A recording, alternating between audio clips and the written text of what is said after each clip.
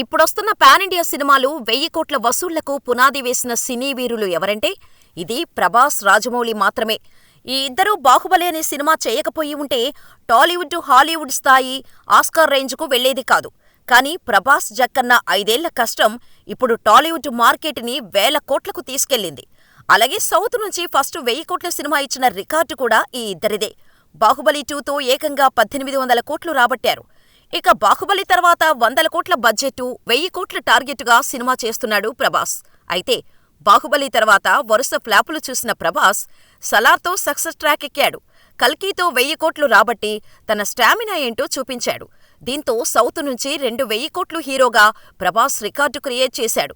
Next రాబోతున్న సినిమాల్లో సలార్ 2, కల్కి 2, స్పిరిట్ సినిమాలు 1000 కోట్లు ఈజీగా రాబట్టే హైప్ ఉంది. అందుకే ప్రభాస్ను 1000 కోట్ల ఒకే ఒక్క మొగుడు అని యంగ్ హీరో అనడం ఇప్పుడు సోషల్ మీడియాను షేక్ చేస్తోంది.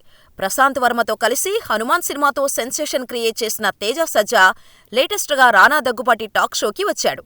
అమెజాన్ ప్రైమ్లో the Rana Daggubati show world వైడ్గా స్ట్రీమింగ్ అవుతోంది.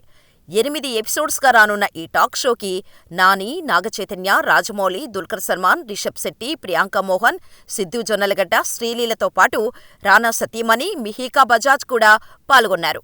ఈ క్రమంలో 1000 కోట్ల మార్కెట్కి ఒకే ఒక్క మొగుడు ప్రభాస్ అంటూ రానా దగ్గుపాటి టాక్ షోలో తేజ సజ్జా చేసిన కామెంట్స్కు సంబంధించిన వీడియో క్లిప్ ఒకటి సోషల్ మీడియాను షేక్ చేస్తోంది.